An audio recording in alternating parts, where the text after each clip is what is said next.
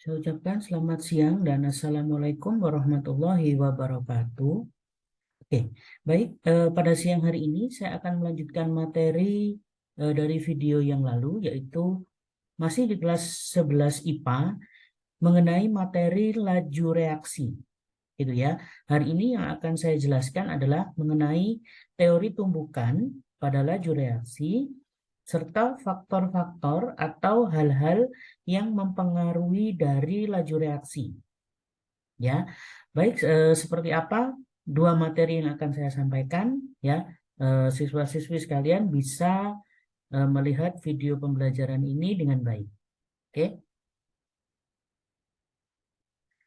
Nah, baik. Yang pertama saya mulai yaitu mengenai teori tumbukan.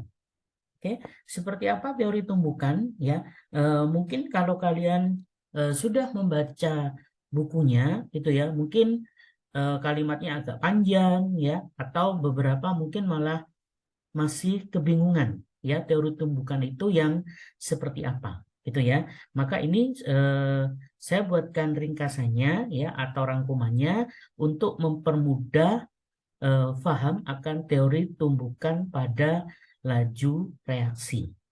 Oke, oke. Baik, yang pertama yaitu menurut teori tumbukan, suatu reaksi akan terjadi bila ada pertemuan antar tumbukan secara molekul. Gitu ya. Jadi satu molekul dengan molekul yang lain, ya, itu bisa terjadi laju reaksi kalau dua-duanya saling berbenturan. Gitu ya, atau dibilangnya bertumbukan, ya, kalau di kimia dibilangnya bertumbukan. Oke, kemudian di sini saya lanjutkan. Namun menurut teori ini tidak semua tumbukan akan menghasilkan reaksi kimia.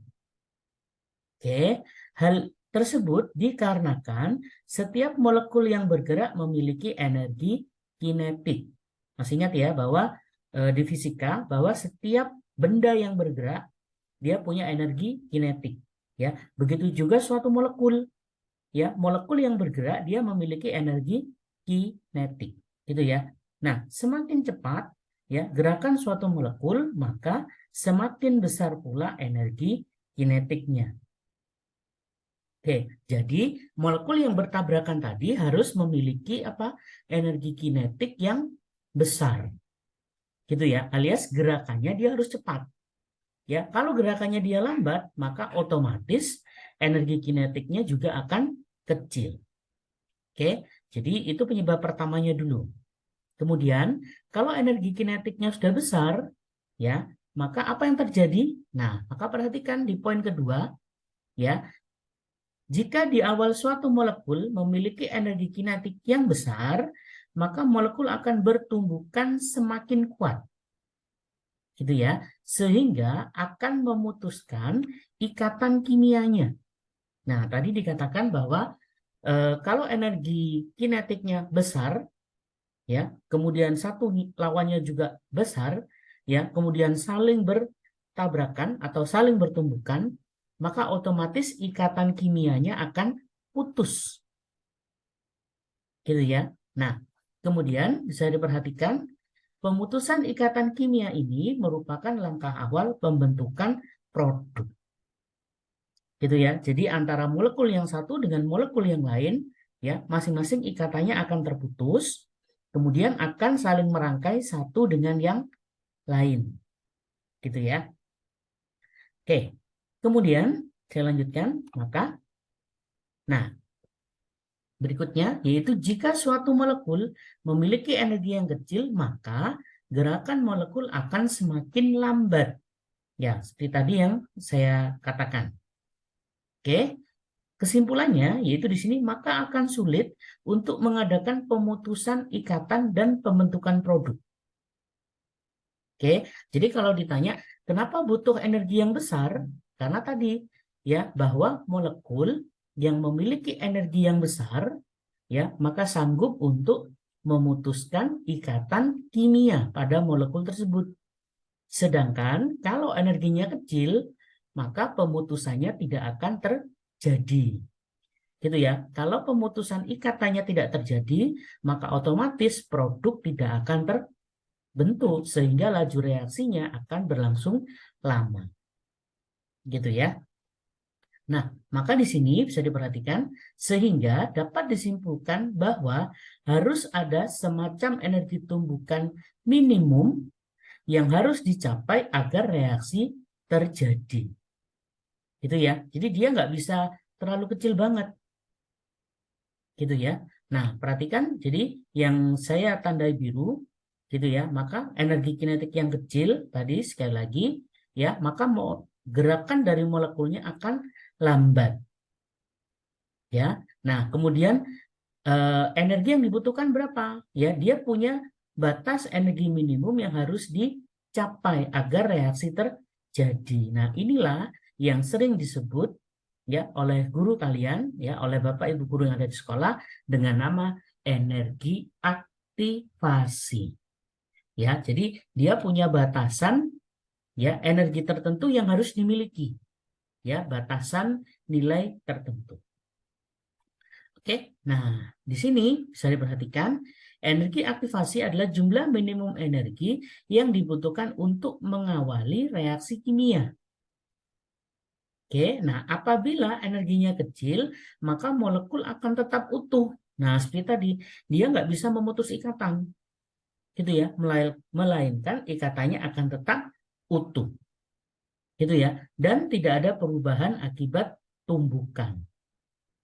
Gitu ya. Jadi kalau energi aktivasinya tidak terpenuhi, maka walaupun dia bertumbukan, maka tidak akan terjadi perubahan. Gitu ya. Seperti yang di awal tadi disampaikan bahwa tidak semua tumbukan itu akan menghasilkan perubahan kimia ya atau menghasilkan produk. Gitu ya. Maka yang menghasilkan tumbukan yang bagaimana? Yaitu tumbukan yang memerlukan energi yang besar. Nah, kalau ditanya energi yang besarnya seperti apa? Yaitu yang dimaksud di sini adalah energi aktivasi, yaitu jumlah minimum dari energi yang dibutuhkan untuk mengawali reaksi kimia. Gitu ya. Nah, contoh misal ya, energi aktivasi suatu zat katakan energinya 500 kilojoule. Ya, sementara molekul dia cuma punya 400 kilo. Maka dia tidak akan dia tidak akan menghasilkan produk. Kenapa? Karena energinya masih di bawah energi aktivasi. Gitu ya. Misalkan dia di atas sedikit, maka tidak apa-apa. Gitu ya. Misalkan energi energi aktivasinya 500. Sementara molekul tersebut punya energi 550. Ya, dia sudah melebihi energi aktivasi, ya, maka dipastikan ya akan terjadi perubahan kimia. Gitu ya. Ikatan kimianya akan putus, ya, kemudian akan menghasilkan produk yang baru. Itu ya, atau zat yang baru. Oke, jadi bisa dipahami dengan mudah ya mengenai teori tumbukan. Oke. Nah, teori tumbukan memang seperti ini saja, gitu ya. Nah, sekarang apa pengaruhnya teori tumbukan terhadap laju reaksi? Oke. Nah, maka pengaruhnya adalah sebelumnya saya tunjukkan dulu seperti apa energi aktivasi, gitu ya. Mohon maaf. Oke, misalkan seperti ini. Nah, bisa dilihat di sini reaksinya adalah endoterm. Kalau endoterm, ya, maka energinya akan naik terlebih dahulu. Kemudian untuk hasil reaksinya dia akan sedikit menurun. Ya. Nah, maka mulai dari reaksi ini, di sini sudah terlihat reaksi sampai puncak tertinggi, inilah yang dimaksud dengan energi aktivasi. Gitu ya. Sehingga delta H-nya di atas 0. Masih ingat ya bahwa reaksi endoterm itu delta H-nya di atas 0 atau positif. Ini kalau endo. Pak, kalau exo bagaimana? Nah, kalau exo kebalikannya. Ya, kalau exo kebalikannya, maka dia naik sedikit, memang betul, tapi kemudian dia turun drastis. Gitu ya. Nah, itu bedanya. Kalau exo dari reaksi untuk mencapai energi aktivasinya, dia agak naik sedikit, tapi kemudian dia jatuh lebih rendah. Kenapa? Masih ingat bahwa reaksi eksoterm itu delta H-nya di bawah 0. Ya, makanya dia butuh energi aktivasi lebih kecil daripada energi aktivasi miliknya endo. Gitu ya, bisa dilihat di sini. Ya, jadi dari pereaksi sampai ke puncak, inilah yang dimaksud dengan energi aktivasi. Berlaku, sekali lagi, baik untuk exo maupun untuk endo. Gitu ya. Oke, jadi nanti kalau ada soal tentang grafiknya, mana yang exo, mana yang endo, jadi mohon jangan sampai terbalik. Gitu ya. Jadi kalau endo itu dari bawah langsung ke puncak, kemudian turun sedikit. Gitu ya. Sementara kalau exotherm ya, dia naik sedikit lalu kemudian turun drastis. Gitu ya. Baru kemudian dia mendatar. Ya, sama seperti halnya yang endotherm ya. Dia turun kemudian mendatar. Oke, sekali lagi dua grafik ini jangan sampai tertukar. Oke. Nah, sekarang faktor apa saja yang mempengaruhi? Ya, jadi berdasarkan teori tumbukan yang kita pelajari tadi, maka ada beberapa faktor yang akan mempengaruhi dari jalannya laju reaksi. Oke, apa saja faktornya? Maka perhatikan di sini yang pertama yaitu adalah faktor tentang konsentrasi. Oke. Kemudian faktor yang kedua yaitu mengenai tekanan. Oke. Faktor yang ketiga mengenai luas permukaan. Kemudian faktor yang keempat mengenai temperatur, ya, atau gurunya bilangnya suhu boleh, ya, temperatur atau suhu. Kemudian yang kelima yaitu katalis. Oke, jadi yang kelima yang mempengaruhi adalah katalis. Oke, baik, masing-masing faktor akan saya jelaskan. Oke, yang pertama yaitu mengenai konsentrasi. Oke, nah maka perhatikan di sini semakin tinggi konsentrasi reaktan, ya, atau gurunya di sekolah bilangnya pereaksi, sama saja. Oke, maka semakin banyak jumlah partikel reaktan yang bertumbukan. Nah, tadi dikatakan jadi semakin tinggi konsentrasinya, maka partikel reaktan akan banyak yang bertumbukan. Oke, sehingga semakin tinggi frekuensi terjadinya tumbukan. Ya, maksudnya frekuensi itu sering ya atau tumbukannya sering terjadi. Oke, dan semakin besar laju reaksinya. Ya. Nah, kalau tumbukan itu sering terjadi, tentu sudah memenuhi energi aktivasi, gitu ya. Maka otomatis ya laju reaksinya akan bertambah besar. Ya. Tapi kalau tumbukannya nggak sering, ya ada tumbukan tapi tidak sesering yang terjadi, gitu ya. Maka otomatis laju reaksinya akan berjalan lambat. Oke. Itu untuk konsentrasi. Jadi nanti ya untuk zat yang konsentrasinya besar, maka laju reaksinya akan semakin besar. Untuk zat yang konsentrasinya kecil, tentu laju reaksinya akan semakin kecil. Oke. Oke, berikutnya yaitu mengenai tekanan. Oke, kalau tekanan ya, jika tekanan diperbesar, maka dapat mempercepat laju reaksi. Oke, mungkin sebagian tanya, Pak, kok bisa tekanan diperbesar, lajunya bertambah cepat? Oke, ini penjelasannya. Ya, hal tersebut terjadi karena, masih ingat ya, makin besar tekanan, maka volume akan mengecil. Ya, nah kalau volumenya mengecil, maka konsentrasi akan membesar. Itu pasti. Ya, kenapa? Masih ingat di rumusnya bahwa konsentrasi itu ya berkebalikan dengan volume. Jadi kalau volumenya besar, maka konsentrasinya akan kecil.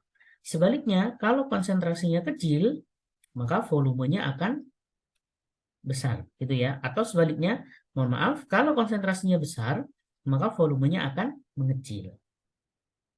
Oke. Nah, di sini karena tadi konsentrasinya besar, ya maka otomatis lajunya akan semakin cepat. Gitu ya. Jadi laju reaksinya akan bertambah cepat atau semakin besar. Oke, paham ya dari sini ya. Jadi tekanan itu sama dengan konsentrasi. Jadi kalau dia diperbesar, maka otomatis laju reaksinya semakin besar. Oke. Nah, berikutnya yaitu mengenai luas permukaan. Ya, atau kalau di sekolah gurunya bilang luas permukaan bidang sentuh. Ya, sama saja. Oke. Nah, semakin luas permukaan zat bereaksi, maka peluang untuk bereaksi akan semakin besar. Sehingga laju reaksinya juga akan semakin cepat. Oke. Nah, jadi yang dimaksud dengan luas permukaan yaitu adalah luas permukaan bidang sentuh. Gitu ya. Nah, jadi semakin dia luas, maka otomatis yang bereaksi gitu ya, maka makin besar laju reaksinya. Ya, maka otomatis juga sehingga laju reaksinya juga akan semakin cepat. Oke. Nah, ilustrasinya yaitu seperti ini. Kepingan yang lebih halus memiliki luas permukaan yang lebih besar daripada kepingan yang lebih kasar. Gitu ya. Jadi ibaratnya begini, ya. Bongkahan batu atau kamu bilangnya kerikil itu luas permukaannya ya, dia sempit. Sementara kalau sudah jadi pasir, ya, kalau sudah jadi pasir itu luas permukaannya akan lebih besar. Gitu ya. Nah, misal deh contoh pada minuman, misal. Pertama, katakan merek apapun ya, misalnya bentuknya tablet. Kalian masukkan ke air, kemudian kalian aduk. Gitu ya. Bentuknya tablet atau seperti uang logam lah besarnya. Gitu ya. Kemudian minuman yang satunya itu bentuknya serbuk. Ya, kalian masukkan langsung ke gelas isi air lalu kalian aduk. Ya. Nah, maka siapakah yang cepat larut dari sini? Ya, maka yang bentuknya serbuk dia akan cepat larut daripada yang bentuknya keping seperti uang logam tadi. Nah, itu menunjukkan bahwa ya semakin kecil bentuknya ya, maka luas bidang sentuhnya ya atau dibilangnya luas permukaannya itu akan bertambah besar. Ya. Oke, itu ilustrasinya. Atau kadang guru di sekolah membuat ilustrasinya begini. Misalkan pohon yang sudah tumbang. Ya, jadi ada pohon besar sudah tumbang kemudian dibakar. Ya. Kemudian batang pohon tadi yang besar tadi dibakar ya, atau batang pohon yang besar tadi dipotong kecil-kecil dulu kemudian dibakar. Kira-kira mana yang lebih cepat membuat batang pohon tersebut habis? Apakah yang utuh, yang gede tadi langsung dibakar, gitu ya? Ataukah batang pohon yang gede tadi itu harus dipotong-potong dulu, kecil-kecil, baru kemudian dibakar? Ya, maka mana yang apinya lebih cepat? Ya, istilahnya gitu. Atau batang mana yang akan cepat habis, istilahnya. Maka jawabannya adalah yang batangnya harus dipotong kecil-kecil kemudian dibakar. Gitu ya. Nah, dipotong kecil-kecil itu maksudnya kan ukurannya diperkecil. Ya, semakin kecil ukurannya sekali lagi ya atau semakin halus, maka luas permukaannya akan lebih besar. Gitu ya, sehingga reaksinya bisa lebih cepat. Oke, bisa difahami ya mengenai luas permukaan bidang sentuh. Oke, saya ulangi. Jadi, berdasarkan tulisan ini, ya berdasarkan yang ada di sini, kalian bisa lihat kepingan yang lebih halus memiliki luas permukaan yang lebih besar daripada kepingan yang kasar. Oke. Nah, berikutnya adalah mengenai suhu ya atau temperatur. Kalau suhu, nah semakin tinggi temperatur, maka semakin tinggi energi kinetiknya ya dari partikel reaktan.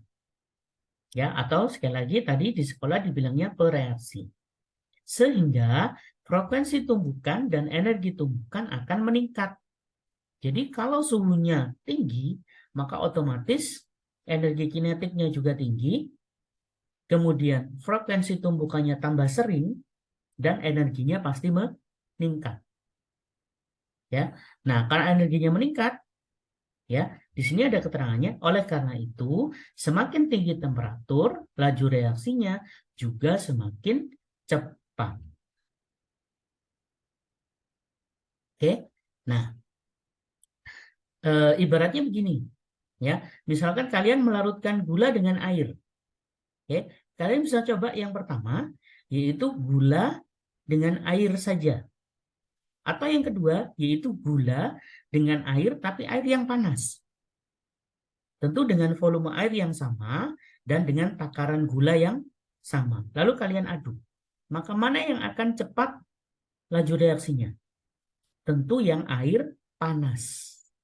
Yaitu tadi alasannya. Kenapa? Karena frekuensi tumbukannya akan terjadi lebih sering daripada suhu air yang tidak panas. Gitu ya. Oke. Baik, yang terakhir yaitu mengenai katalis. Ya, yaitu yang mempengaruhi laju reaksi berikutnya adalah katalis. Oke, apa itu katalis? Nah, berikut pengertiannya. Katalis adalah zat yang dapat mempercepat suatu reaksi. Tetapi zat tersebut tidak terlibat dalam reaksi. Gitu ya. Jadi fungsi katalis yaitu dia mempercepat suatu reaksi. Oke. Kemudian keterangan berikutnya di bawahnya yaitu katalis menyediakan alternatif jalur reaksi dengan energi aktivasi yang lebih rendah daripada tanpa katalis sehingga reaksinya menjadi cepat. Ya. Nah, maka nanti kalau ditanya sama Bapak Ibu guru di sekolah, ya, kenapa katalis bisa mempercepat laju reaksinya? Kenapa? Karena dengan menambahkan katalis, ya, energi aktivasi yang dibutuhkan akan lebih rendah. Sehingga apa? Reaksinya akan lebih cepat. Gitu ya. Ingat, energi aktivasi semakin tinggi, maka apa yang terjadi? Seperti tadi yang saya jelaskan, itu apa? Maka dibutuhkan energi yang besar pula pada molekul. Ya, kalau energinya nggak sampai, ya istilahnya kalau energinya tidak sampai seperti energi aktivasi, maka otomatis molekulnya walaupun dia bertabrakan tidak akan terjadi laju reaksi. Nah, maka caranya gimana? Maka harus ditambahkan katalis. Tujuannya apa? Tujuannya supaya energi aktivasinya turun. Gitu ya, atau energi aktivasi lebih rendah. Nah, di sini dikatakan ya, energi aktivasi yang rendah. Jadi energi aktivasinya akan turun sehingga reaksi yang awalnya lambat ya, maka dengan bantuan katalis reaksinya akan bertambah cepat. Jadi dia lebih cepat bereaksi. Itu yang pertama. Kemudian, nah tadi di awal dikatakan di sini ya, tetapi zat tersebut tidak terlibat dalam reaksi. Jadi katalisnya nggak ikut bereaksi. Ya, itu yang pertama. Kemudian kedua, kalau ada guru yang bilang, misal katalisnya ikut bereaksi, tetapi biasanya nanti di akhir reaksi katalisnya akan muncul kembali. Gitu ya. Jadi dia hanya akan menghantarkan reaksi agar lebih cepat. Oke? Nah, baik, inilah materi yang bisa saya bagikan kepada siswa-siswi kelas 11 gitu ya. Semoga bisa lebih paham kembali mengenai materi tentang laju reaksi. Oke, baik, saya ucapkan terima kasih sudah menyaksikan materi pembelajaran pada hari ini. Ya, sampai ketemu di video pembelajaran berikutnya. Saya ucapkan selamat siang dan wassalamualaikum warahmatullahi wabarakatuh. Ya, baik. Inilah yang bisa saya share untuk siswa-siswi sekalian. Ya, jadi bisa di-share ke teman-teman yang lain ya jika bermanfaat dan agar dapat membantu teman yang lainnya, gitu ya. Dan bisa di-subscribe untuk mendapatkan update videonya di tiap minggunya, gitu ya. Dan bagi yang menonton channel ini silahkan beri komentar yang positif di channel ini. Ya, itu saja yang bisa saya berikan kepada siswa-siswi sekalian, baik untuk yang kelas 10, kelas 11 maupun kelas 12. Ya, semoga channel ini dapat membantu untuk proses pembelajaran untuk siswa-siswa sekalian. Ya, baik. Terima kasih atas waktunya. Assalamualaikum warahmatullahi wabarakatuh.